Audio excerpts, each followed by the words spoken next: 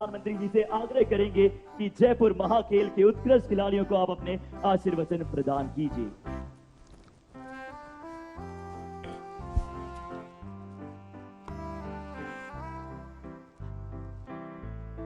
जयपुर ग्रामीण के सांसद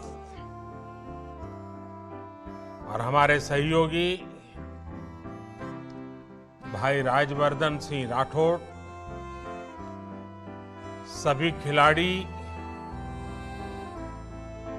कोचगण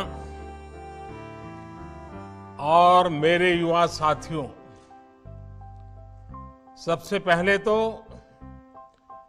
जयपुर महाखेल में मेडल जीतने वाले,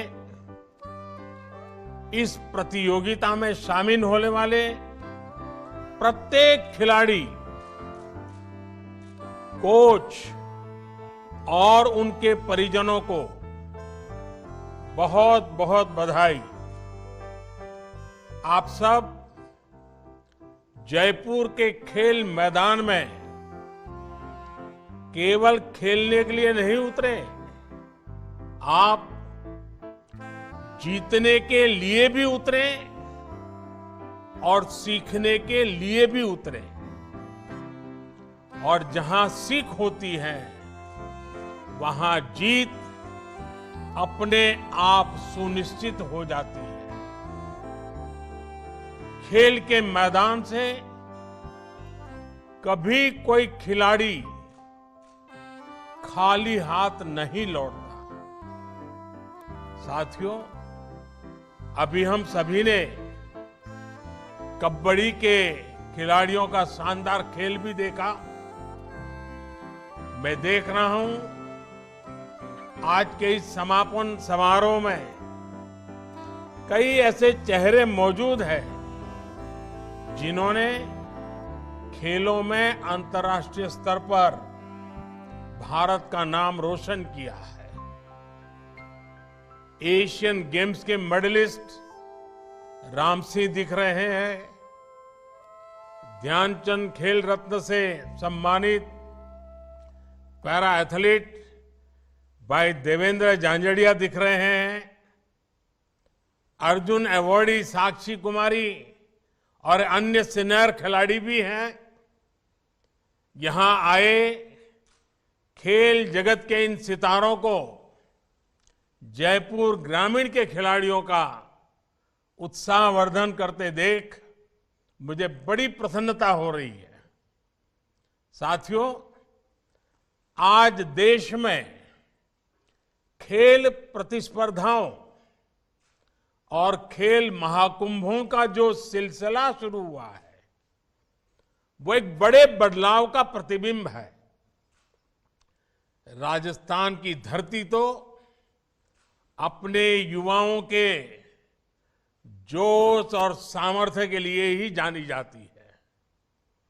इतिहास गवाह है, इस वीर धरा की संतान ने रणभूमि को भी अपने शौर्य से खेल का मैदान बना देती है।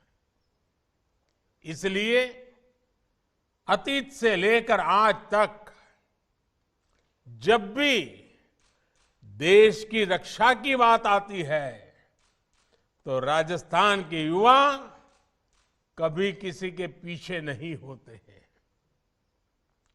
यहां के युवाओं के इस शारीरिक और मानसिक सामर्थ्य को विकसित करने में राजस्थानी खेल परंपराओं का बड़ा योगदान रहा है।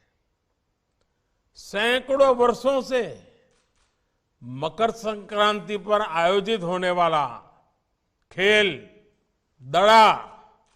दड़ा हो या बचपन की यादों से जुड़े सितोलिया, रुमाल जपटा जैसे परंपरागत खेल हो, ये राजस्थान की रग रग में रचे बसे हैं। इसलिए इस राज्य ने देश को कितनी ही खेल प्रतिभाएं दी हैं, कितने ही मेडल देकर तिरंगे की शान को बढ़ाया है। और आप जयपुर वालों ने तो आपने तो सांसद भी ओलंपिक पदक विजेता चुना है। मुझे खुशी है कि राजवर्धन सिंह राठौड़ जी,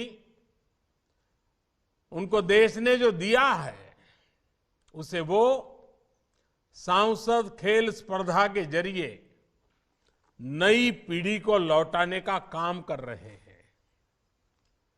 हमें इन प्रयासों को और विस्तार देना है ताकि इसका प्रभाव और भी व्यापक हो। जयपुर महाखेल का सफल आयोजन हमारे ऐसे ही प्रयासों की अगली कड़ी है।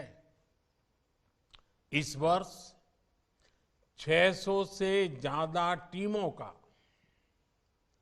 6,500 युवाओं का इसमें भाग लेना इसकी सफलता का प्रतिबिंब है। मुझे बताया गया है कि इस आयोजन में बेटियों की भी 125 से ज्यादा टीमों ने हिस्सा लिया है। बेटियों की ये बढ़ती हुई भागीदारी एक सुखद संदेश दे रही है। साथियों, आजादी के इस अमृत काल में देश नई नई परिभाषाएं गढ़ रहा है, नई व्यवस्थाओं का निर्माण कर रहा है। देश में आज पहली बार खेलों को भी सरकारी चश्मे से नहीं बल्कि खिलाड़ियों की नजर से देखा जा रहा है। मैं जानता हूं, युवा भारत की युवा पीढ़ी के लिए असंभव कुछ भी नहीं है। युवाओं को जब सामर्थ्य, स्वाभिमान, स्वावलंबन, सुविधा और संसाधन की शक्ति मिलती है तो हर लक्ष्य आसान हो जाता है। देश की इस अप्रोच की झलक इस बार की बजट में भी दिखाई दे रही है। इस बार देश के बजट में खेल विभाग को करीब 2500 करोड़ रुपए का बजट मिला है, जबकि 2014 से पहले खेल विभाग का बजट 800 साढ़े 800 करोड़ रुपए के आसपास ही रह जाता था। यानी 2014 के मुकाबले देश के खेल विभाग के बजट में लगभग 3 गुना बढ़ोतरी हुई है। इस बार अकेले खेलो इंडिया अभियान के लिए ही 1000 करोड़ रुपए से ज्यादा बजट दिया गया है। ये ऐसा खेल से जुड़े हर क्षेत्र से में संसाधनों और सुविधाओं का निर्माण करने की दिशा में काम आएगा। साथियों, पहले देश के युवाओं में खेल का जज्बा तो होता था, प्रतिभा भी होती थी, लेकिन अक्सर संसाधन और सरकारी सहयोग की कमी हर बार आड़े आ जाती थी। अब हमारे खिलाड़ियों की इस चुनौती का भी समाधान किया जा रहा है। मैं आपको इस जयपुर महाखेल का ही उदाहरण दूंगा। जयपुर में यह आयोजन बीते 5-6 वर्षों से चल रहा है। ऐसे ही देश के कोने कोने में भारतीय जनता पार्टी के सांसद अपने अपने क्षेत्रों में खेल महाकुंभों का आयोजन करवा रहे हैं।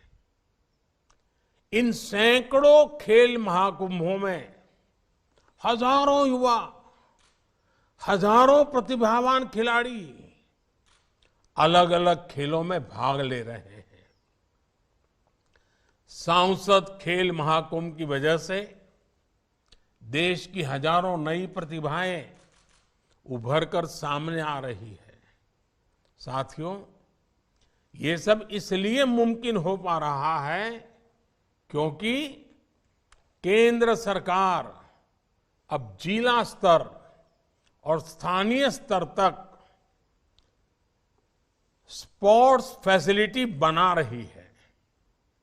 अब तक देश के सैकड़ों जिलों में लाखों युवाओं के लिए स्पोर्ट्स इंफ्रास्ट्रक्चर तैयार किया गया है। राजस्थान में भी केंद्र सरकार द्वारा अनेक शहरों में स्पोर्ट्स इंफ्रा का निर्माण हो रहा है। आज देश में स्पोर्ट्स यूनिवर्सिटीज भी बन रही हैं और खेल महाकुंभ जैसे बड़े आयोजन भी प्रोफेशनल तरीके से हो रहे हैं। इस बार नेशनल स्पोर्ट्स यूनिवर्सिटी को भी अधिकतम बजट प्रदान किया गया है। हमारा प्रयास है कि स्पोर्ट्स मैनेजमेंट और स्पोर्ट्स टेक्नोलॉजी से जुड़ी हर विद्या को सीखने का माहौल बने, जिससे युवाओं को इस क्षेत्र में कैरियर बनाने का अवसर मिलेगा। साथियों, पैसे की कमी के कारण कोई युवा पीछे न रह जाए, इस पर भी हमारी सरकार का ध्यान है। बेहतरीन प्रदर्शन करने वाले खिलाड़ियों को केंद्र सरकार अब सालाना 5 लाख रुपए तक की मदद करती है। प्रमुख खेल पुरस्कारों में दी जाने वाली राशि भी 3 गुना तक बढ़ा दी गई है। ओलंपिक जैसी बड़ी वैश्विक प्रतियोगिताओं में भी अब सरकार पूरी शक्ति से अपने खिलाड़ियों के साथ खड़ी रहती है। टॉप्स TOPS टॉप जैसी स्कीम के जरिए वर्षों पहले से खिलाड़ी ओलंपिक की तैयारी कर रहे हैं। साथियों, खेल में आगे बढ़ने के लिए किसी भी खिलाड़ी के लिए सबसे जरूरी होता है अपनी फिटनेस को मेंटेन रखना। आप फिट होंगे तभी सुपर हिट होंगे। और फिटनेस तो जितनी खेल के ही मैदान में जरूरी होती है, उतनी ही जिंदगी के मैदान में भी जरूरी होती है। इसलिए आज खेलो इंडिया के साथ साथ देश के लिए फिट इंडिया भी एक बड़ा मिशन है। हमारी फिटनेस में बहुत बड़ी भूमिका हमारे खान पान की, हमारे पोषण की भी होती है। इसलिए मैं आप सबसे एक ऐसे अभियान की चर्चा भी करना चाहता हूं जिसकी शुरुआत तो भारत ने की, लेकिन अब वो एक ग्लोबल कैंपेन बन गया है। आपने सुना होगा, भारत के प्रस्ताव पर यूनाइटेड नेशंस UN वर्ष 2023 को इंटरनेशनल मिलेट ईयर के तौर पर मना रहा है। और राजस्थान तो मिलेट्स यानी मोटे अनाजों की एक बेहद समृद्ध परंपरा का घर है और अब देशव्यापी उसकी पहचान बने, इसलिए ये मोटे अनाज को श्री अन्न इस नाम से लोग जाने, ये बहुत आवश्यक है। इस बार बजट में भी इस बात का उल्लेख किया गया है। ये सुपर फूड है, ये श्री अन्न है और इसलिए राजस्थान का श्री अन्न बाजरा, श्री अन्न ज्वार, ऐसे अनेक मोटे अनाज ये श्री अन्न के नाम के साथ अब जुड़ गए हैं, उसकी पहचान है। और ये कौन नहीं जानता जो राजस्थान को जानता है, ये हमारे राजस्थान का बाजरे का खिचड़ा और चूरमा क्या कोई भूल सकता है क्या? मेरा आप सभी युवाओं से विशेष आह्वान होगा, आप अपने खाने में श्री अन्न यानी कि मोटे अनाजों को तो शामिल करें। इतना ही नहीं, स्कूल, कॉलेज, युवा पीढ़ी में खुद ही उसके ब्रांड एम्बेसडर बन करके लग पड़िए। साथियों, आज का युवा केवल एक क्षेत्र में सिमट कर नहीं रहना चाहिए, वो मल्टी टैलेंटेड भी है और मल्टी डायमेंशनल भी है। देश भी इसलिए युवाओं के सर्वांगीण विकास के लिए काम कर रहा है। एक और युवाओं के लिए आधुनिक स्पोर्ट्स इंफ्रास्ट्रक्चर बन रहा है, तो साथ ही बच्चों और युवाओं के लिए नेशनल डिजिटल लाइब्रेरी का भी प्रस्ताव इस बजट में किया गया है। नेशनल डिजिटल लाइब्रेरी के जरिए विज्ञान, इतिहास, समाजशास्त्र, संस्कृत जैसी भाषाएं, हर विषय की किताबें शहर से गांव तक हर स्तर पर डिजिटली उपलब्ध होगी। ये आप सबके लर्निंग एक्सपीरियंस को नई ऊंचाई देगा। सारे रिसोर्सेस आपके कंप्यूटर और मोबाइल पर उपलब्ध करवाएंगे।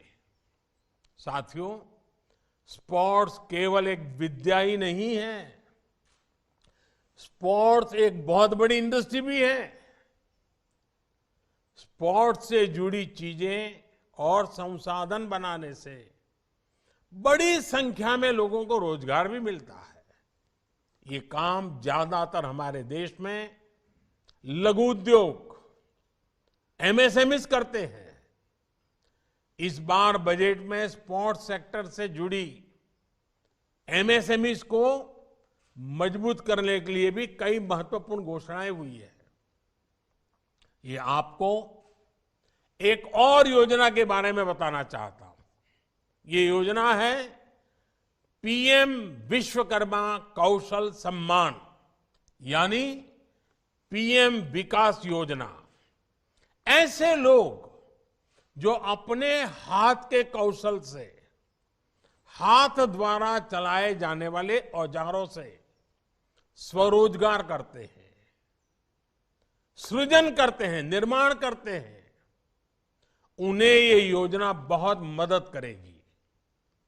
उन्हें आर्थिक सहयोग से लेकर उनके लिए नए बाजार बनाने तक हर तरह की मदद पीएम विश्वकर्मा योजना द्वारा दी जाएगी। हमारे युवाओं के लिए ये भी रोजगार के, स्वरोजगार के बड़े अवसर बनाएगी। साथियों, जहां प्रयास पूरे मन से होते हैं, वहां परिणाम भी सुनिश्चित होते हैं। देश ने प्रयास किए, परिणाम हमने टोक्यो ओलंपिक्स में देखा, कॉमनवेल्थ खेलों में देखा, जयपुर महाखेल में भी आप सबके प्रयास भविष्य में ऐसे ही शानदार परिणाम देंगे। आपसे ही देश के लिए अगले गोल्ड और सिल्वर मेडलिस्ट निकलने वाले हैं।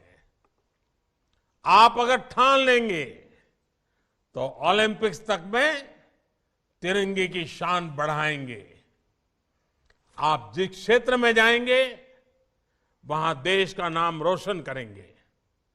मुझे विश्वास है हमारे युवा देश की कामयाबी को बहुत आगे तक लेकर के जाएंगे। इसी भावना के साथ आप सभी का बहुत बहुत धन्यवाद, बहुत बहुत शुभकामनाएं।